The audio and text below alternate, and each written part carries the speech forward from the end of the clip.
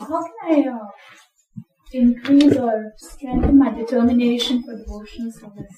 Seems like it's just I'm becoming very slack. So how should I promote it? So what do? So that means if you have a baby, you can't become Krishna conscious, or you really can't become it. What do you do then? You have to see your baby not as yours. You have to see your baby as the property of God. And He's in your care. And in this way, be attached to the baby's soul. Later when the baby becomes older and she understands what to chant, then then the baby starts taking care of itself. But right now, the baby is completely at your mercy. And your Krishna consciousness will influence its entire life to come. If you see to the needs of the body, mind, and soul of the child, as Krishna wants you to care for the child at every step, then every bit of affection, every bit of care you offer to your child is directly devotional service. The illusion is to think that your children are separate from your service. For Grihastha, your children are your service. But it's not your only service. But if you think it's something separate, then you're irresponsible and you're a rascal.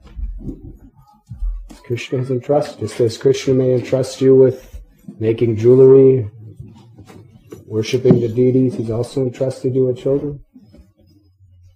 It's your responsibility and nobody else's if that child goes back to Godhead. And if you spoil it, you're sinning. You're misusing the property of God. And if you neglect it,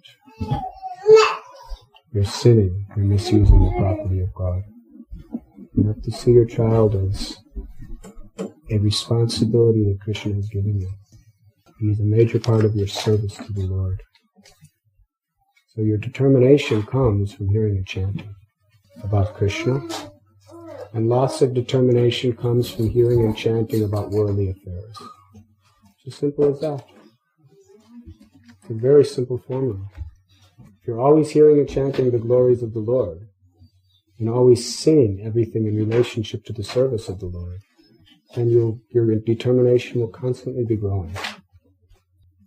But if you're hearing rumors, gossip, or just ordinary mundane affairs, and you're speaking those things, then you'll lose all your determination. In other words, by remembering Krishna, our determination for Krishna consciousness grows.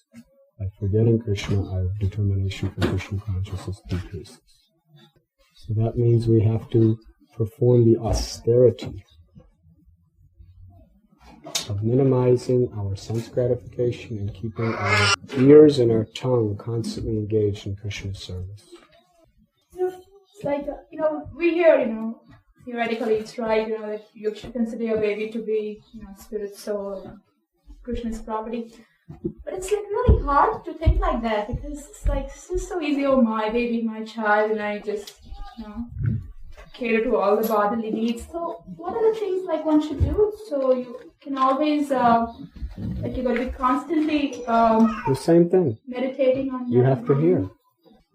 If you're hearing the Bhagavatam, if you're hearing stories like that of Chitraketu Maharaj, it awakens your intelligence to understand the truth. Essentially, everything comes down to what we're hearing and what we're talking.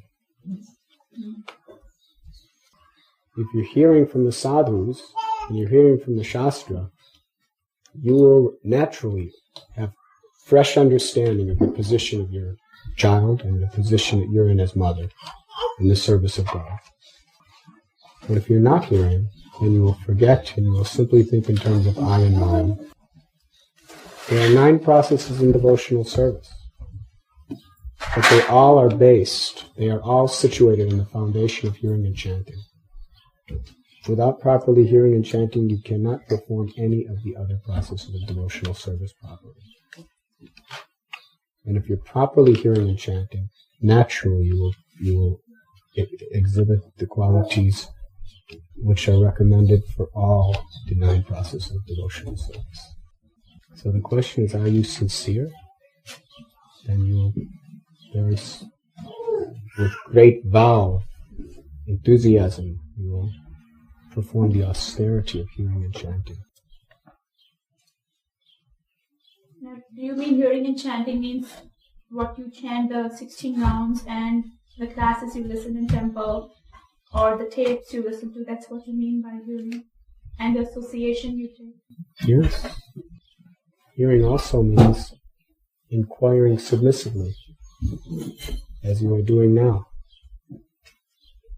Right now you could be sitting on the bench talking about so-and-so, but instead you're here asking about how you can become more serious about Krishna consciousness. Right? You are speaking, you are chanting, and you are hearing. Mm-hmm. Depending on what the subject matter is, will depend on what your consciousness becomes. That's the one problem I have. It's like I've spoken like this before, even to Bhaktipada. I've asked him questions, but it seems like it goes on for some time, it goes on nicely, but then again it comes back to the same thing. So you gotta constantly keep bothering. What does Bhagavatam say?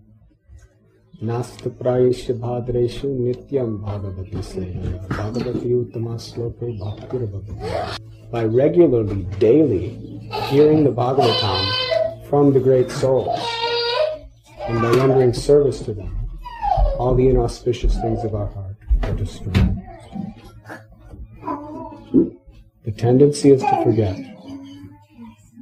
Therefore, we must be constantly endeavoring to inquire and to hear the message of Vasudeva. That is the test of your sincerity.